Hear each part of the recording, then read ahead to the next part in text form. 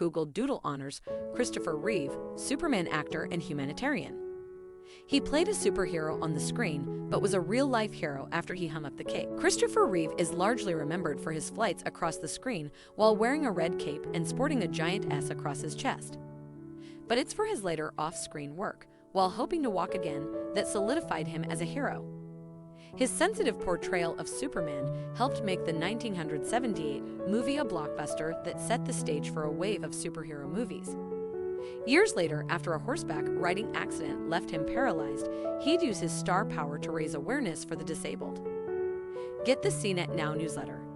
Spice up your small talk with the latest tech news, products, and reviews. Delivered on weekdays. From either angle, he was a hero to millions of people. To honor Reeve's legacy, Google will dedicate Saturday's Doodle to the actor, director, and humanitarian on what would have been his 69th birthday. Born in New York City on September 25, 1952, Reeve earned a Bachelor of Arts degree from Cornell before being selected to study acting in an advanced program at the Juilliard School under actor and director John Houseman. After 2 years of acting in plays and soap operas, Reeve auditioned for the role of Superman, beating out more than 200 other actors. With his coal-black hair, piercing blue eyes, and chiseled face, the 6'4" Reeve was the very image of Superman in the big-budget flick. He'd reprised the role in 3 sequels during the 1980s, proving there was an appetite for superhero movies and paving the way later that decade for the big Batman movie starring Michael Keaton and eventually for the Marvel Cinematic Universe. Though he was in dozens of other movies, he's most associated with his Superman performances, and for millions of movie fans, he was Superman. That became the case for millions more after a 1900 9-to-5 horseback riding accident left Reeve paralyzed from the neck down. Even though doctors called the injury one of the worst possible, Reeve showed fortitude, resetting the expectations of what a quadriplegic could do, and he pledged he'd walk again one day. When a tabloid reported that Reeve had begged his wife to let him die, Reeve responded with an angry denial. "I have not given up," he wrote. "I will never give up." After his accident, Reeve became a powerful advocate for people with disabilities and for increased funding for medical research. He and his wife founded the Christopher and Dana Reeve Foundation, an organization dedicated to curing spinal cord injury by advancing research.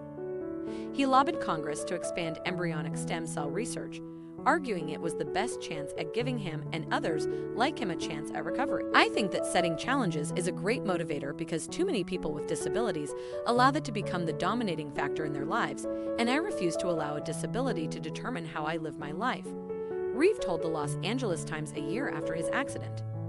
I don't mean to be reckless, but setting a goal that seems a bit daunting actually is very helpful toward recovery.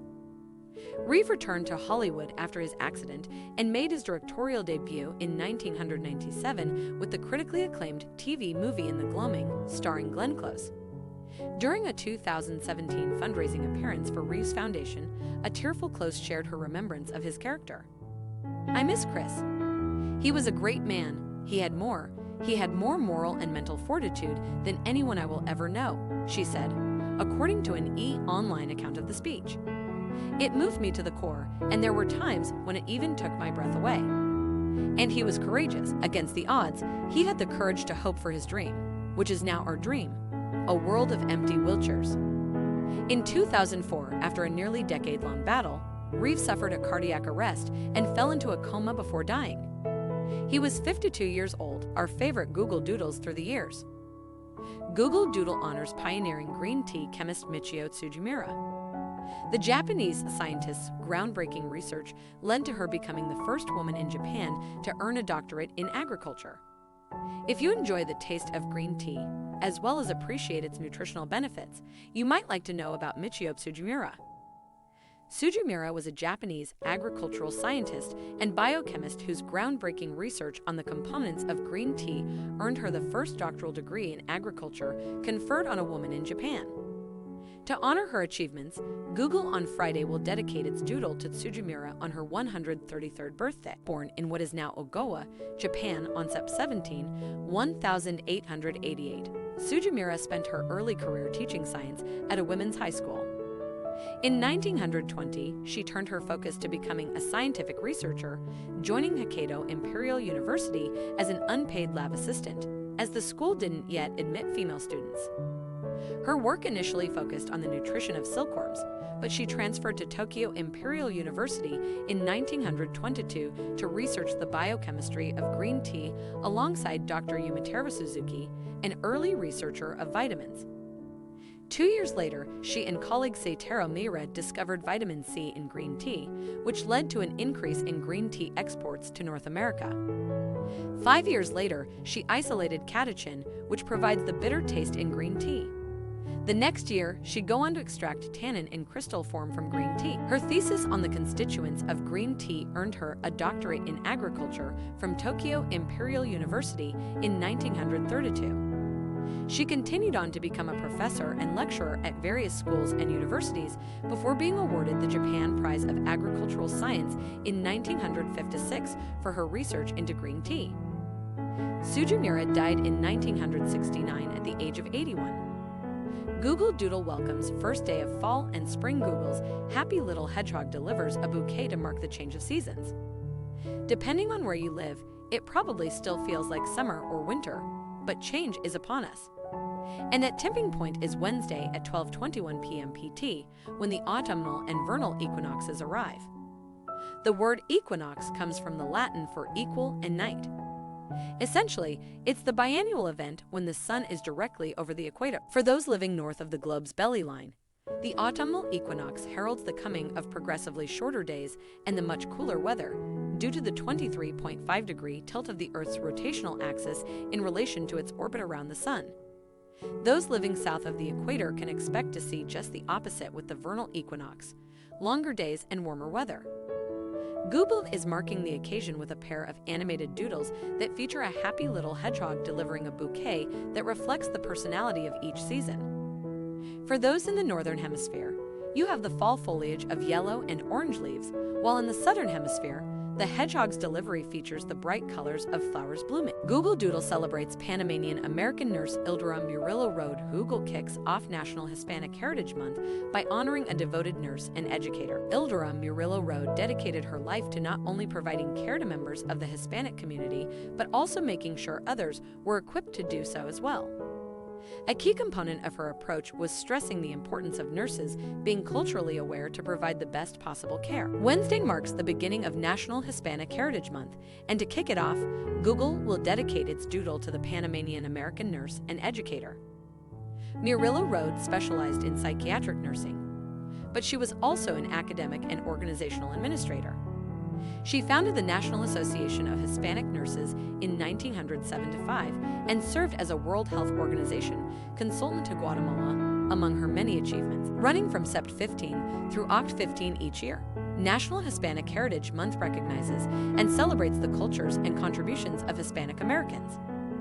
In previous years, Google has also honored Puerto Rican civil rights pioneer Felicitas Mendez, Mexican-American botanist Uns Mexia, and baseball great and humanitarian Roberto Clemente. Born in Panama on Sept 6, 1920, Murillo Road emigrated to the U.S. in 1945, where she began her nursing career in the largely Hispanic-populated city of San Antonio, Texas. After finding there were few Hispanic nurses in the area, she was inspired to recruit and train more. As part of that effort, she earned an undergraduate degree in the teaching and supervision of psychiatric nursing, a master's degree in teaching and curriculum development, and a master's degree in education and administration. She went on to serve academic appointments at several universities, including being the first Hispanic nursing dean at New York University.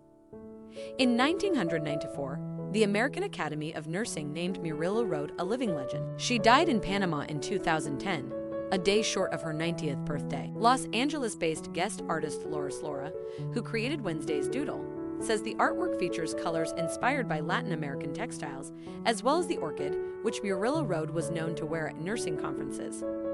Laura, whose own sister recently became a nurse, said she hopes people will be inspired to learn about Murillo Road's achievements and her influence in the Hispanic nursing community. "I felt very honored and excited to take on such a special project," she told Google. "I love highlighting minority women who have helped their community and have made a big change for women of similar backgrounds." Our favorite Google Doodles through the years. 9 great reads from CNET this week. Facebook's Ray-Bans, broadband maps, foldable phones, and more for your consideration. Facebook's foray with Ray-Ban into smart glasses, building a better broadband map of the US, a foldable phone that almost happened. Plus, a visit to the Cheesehead factory. They're back, smart glasses. Not the ones from Google and Snap that largely fizzled and faded from view many months and years ago. Now there's a new pair of high-tech glasses that craze your attention. The awkwardly named Ray-Ban stories from Facebook, priced at $299, the Facebook Ray-Bans can shoot photos and 30-second videos, play music and podcasts, and make calls, but don't go looking for augmented reality. CNET's Scott Stein got to wear them around, and he shares how these smart glasses feel and work in the real world. Queenie Wang, meanwhile, dives into some of the challenges the glasses face, not least the privacy issues that may give you pause. Those stories are among the many in-depth features and thought-provoking commentaries that appeared on CNET this week. So here you go. These are the stories you don't want to miss. Hey Facebook, take a photo. The social network's smart glasses are here. Facebook wades into a privacy minefield as it focuses more on wearables. Facebook's smart Ray-Ban glasses are disappointingly familiar. The Ray-Ban stories are a fusion of Bose frames and Snap spectacles, with a big question mark for what comes after this first-gen attempt. 15 years on, Children of Men feels like a completely different movie. On my first date with my now husband, we saw Children of Men. 15 years later, the movie seems so different. One company just built a better broadband map for the US. Lightbox has put together real estate data and info on Wi-Fi access points to show where coverage gaps exist across the US. This lower-cost foldable phone almost happened. Then reality sank and TCL had vowed to introduce an affordable device in 2021. Now it won't jump into the market for at least another year. How Porsche is inventing a future for electric GT racing. Porsche's groundbreaking mission. Our concept has only just escaped from beneath its sheet, but already we can't help thinking about the future. Forget Marvel's What If? Superman and Lois is the comic book show you should be watching. Commentary. Shows like Loki and What If get all the hype, but the latest incarnation of Superman is filled with heart. First time in years, in which my mom and I drive home to Washington for the first time in ages. Finally, thank you guys for watching, and do not forget to like the video and subscribe to the channel to receive all that is new. Bye.